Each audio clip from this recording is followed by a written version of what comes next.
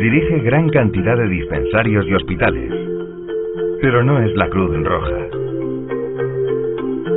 Mantiene muchos colegios y universidades, y no es un ministerio de educación. Atiende a millones de pobres, discapacitados y ancianos sin ser una ONG. Fomenta el arte, tiene bibliotecas y museos, y sin embargo no es una fundación. Desarrolla su actividad en todo el mundo, pero no es una multinacional. Entonces, ¿cuál es realmente la misión de la Iglesia Católica? ¿Construir catedrales, iglesias o monasterios? No. ¿Eliminar el sufrimiento, combatir las injusticias y desigualdades? Tampoco. ¿Será pues su misión organizar procesiones como las de Semana Santa o el Corpus u otros actos de culto? La Iglesia Católica realiza todas esas actividades y muchas más. Todas ellas están relacionadas de algún modo con su misión, pero no son su principal misión, su misión con mayúscula. ¿Quién podrá decirnos cuál es la misión de la Iglesia, el fin que justifica su existencia? Pues, lógicamente, quien la fundó. O sea, el mismo Jesucristo. Jesús dio a la Iglesia la misión de anunciar el Evangelio, la buena noticia. Antes de subir al cielo, Cristo dijo a sus discípulos: «Id al mundo entero y proclamad el Evangelio a toda la creación». ¿Y cómo resumir ese Evangelio? Esa buena noticia que la Iglesia proclama cabe en una sola frase: Jesús es el Hijo de Dios, que ha venido al mundo para salvarnos. ¿Y no podría Jesús salvarnos sin necesidad de escuelas, hospitales, iglesias o catedrales? Sí, pero todas esas cosas ayudan a difundir el Evangelio.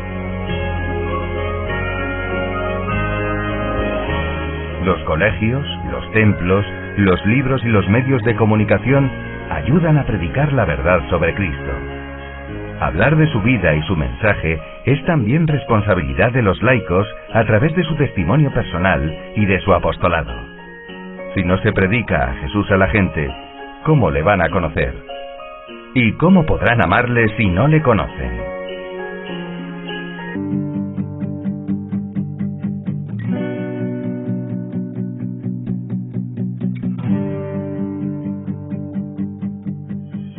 Sé que ustedes están en la calle, cuidando a los necesitados, a través de todas sus obras de justicia y caridad. Los medios de comunicación de corte laicista suelen ignorar las aportaciones más valiosas de la Iglesia a la sociedad. En el caso tan patente de Cáritas, se la presenta como separada de la Iglesia. Cáritas es la Iglesia y no puede estar fuera de la Iglesia, no sería Cáritas, sería una ONG. Sí, yo he visto también además en algunas encuestas que figura Cáritas como la cabeza de la acción social y sin embargo luego pues la Iglesia, las parroquias está por debajo, no. Toda la labor que hace Cáritas la hace en función de que es Iglesia. No nos engañemos, bien o mal. Por tanto, no hacemos más que una función pura y llana de Iglesia. Es que hay otros problemas que tienen la gente en la sociedad. Cáritas también, ¿no? Tiene la obligación de ayudar a esas personas a que no se sientan solas, a darles un aliciente en la vida, ayudarles a vivir, no solo recoger dinero y dar dinero. Hay otra función para mí tan importante o más, que es esta. Tenemos Cáritas con esos cerca de 80.000 voluntarios y que ha sido uno de las salvaguardas para millones de personas durante la crisis económica en nuestro país. Está también Manos Unidas como cooperación internacional. Están también los 13.000 misioneros españoles repartidos por todo el mundo. Eso es cooperación internacional desde tiempos inmemoriales. Hay una acción social de la Iglesia que es extraordinaria. La cantidad de asilos, de la cantidad de centros de atención a drogadictos, la cantidad de comedores sociales, la labor de Cáritas. Cáritas es con mucho la ONG más transparente, más limpia y de mayor acción social en toda España. Y la labor social de la Iglesia, la educación, la cantidad de gente, de generaciones y generaciones de ciudadanos españoles que se han formado en colegios religiosos. Está la labor educativa de la Iglesia, con esos miles de colegios y que abarcan, bueno, pues todos esos más de 1,5 millones de niños y de jóvenes matriculados que están en colegios de la Iglesia. Están ese número importante de universidades católicas en el ámbito cultural. Está una parte importante de nuestro patrimonio cultural que es cuidado por la Iglesia desde tiempo inmemorial. Pero España no se puede entender sin la religión católica. Es decir, no se puede entender el Camino de Santiago, no se puede entender la Semana Santa sevillana, no se puede entender el misterio de Elche, no se puede entender la magia de la arquitectura de todas las catedrales, la propia Sagrada Familia de Barcelona. Por eso cuando no se pretende enseñar la religión, es que me parece que es un paso atrás. Además de esas aportaciones visibles, hay algo más vital, invisible por ser espiritual.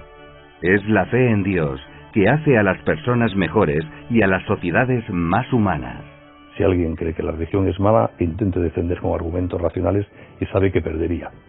Porque la religión ha hecho una aportación a la construcción de una civilización humanista y solidaria, que es un valor impagable. La única civilización que ha dado lugar a las sociedades libres, democráticas, modernas, es la de matriz cristiana. Una experiencia religiosa auténtica genera ciudadanos virtuosos.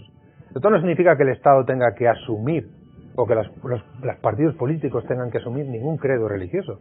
Significa que tienen que tener la inteligencia para valorar que la dimensión religiosa de la vida es fuente de bien, es fuente de construcción, es fuente de estabilidad, de ayuda mutua, de perdón, de reconciliación, de creatividad, de construcción. La historia lo demuestra.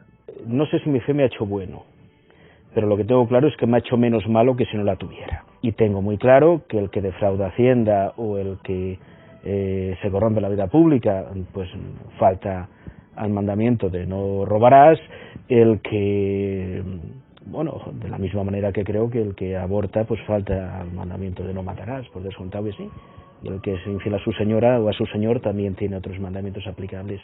Bestialidades que pasan en estos momentos cada día, entre otros la violencia de género, me cuesta mucho entender que pudiera producirse si los ciudadanos, si la sociedad fuese una sociedad con mayor número de creyentes y el creyente tuviese claro que se juega la vida eterna en lo que haga en esta vida.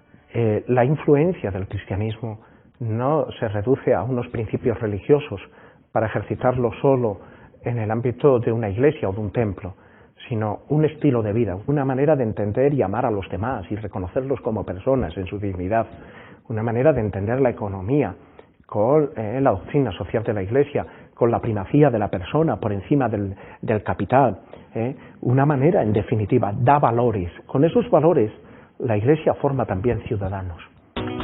Es mejor, pues, tener el corazón libre para amar a Dios y a los demás.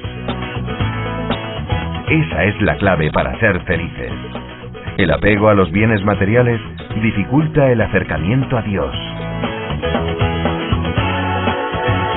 Vivir con las cosas necesarias sin apegarse a ellas, eso es sobriedad, tener el corazón libre. Cuidar las cosas para que duren, no malgastar, ayudar a los demás, compartir, ser justos y solidarios. Algo contrario a eso es robar. No robarás, dice el 7º mandamiento de la ley de Dios. El cine nos muestra muchas formas de robar. Hay otras menos aparatosas, como engañar en los negocios, piratear o trabajar poco y mal. No, trabajar o estudiar mucho y bien no es de tontos, ni es una maldición divina. Dios creó al hombre para trabajar antes del pecado original. Nos hizo colaboradores suyos en la obra de la creación. Si la hubiese dejado totalmente acabada, no cabría el progreso científico, económico o social. El trabajo, además, puede santificarse y santificarnos si se hace bien y por amor a Dios y a los demás. ¿Sabes que en el mundo hay mucha pobreza? Millones de personas mueren por falta de alimentos o medicinas, mientras otros acumulan riquezas superfluas. No se pueden corregir esas injusticias con una mentalidad materialista o egoísta, por ejemplo, pagando a los trabajadores sueldos miserables o imponiendo el control de la natalidad. Frente a todas las injusticias, la doctrina social de la Iglesia propone principios encaminados a defender la dignidad de todas las personas. La Madre Teresa de Calcuta dijo esta frase provocativa: hay diversas clases de pobreza. En la India hay gente que muere de hambre, pero en los países ricos de Occidente hay muchos más hogares destrozados y niños abandonados que en la India, y el aborto y el divorcio constituyen una plaga. La Iglesia está a favor de los derechos humanos, por eso defiende el derecho a la vida y la justicia social. Y también defiende la ecología bien entendida, es decir, el respeto de la integridad de la creación, que es la casa de todos.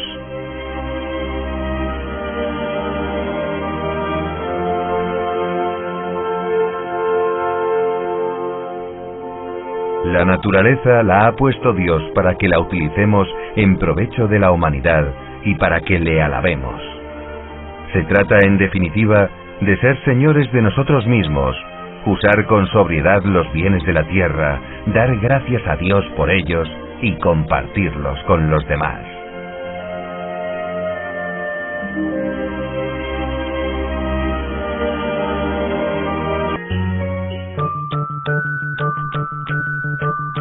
Dar a conocer a Dios es una cara de la misión de la Iglesia. La otra es transformar a los hombres en Cristo. ¿Cómo? Por medio de la administración de los sacramentos. El bautismo, la penitencia, la Eucaristía, la confirmación. Los sacramentos son como los canales principales por los que nos llega la gracia divina, que nos hace hijos de Dios y herederos del cielo. Si la gracia es necesaria para la salvación, y si la gracia nos la facilitan los sacramentos, ya puedes deducir la necesidad de la Iglesia. Y comprenderás la importancia de los sacerdotes, la necesidad de formarlos, de cuidar la liturgia, los lugares de culto.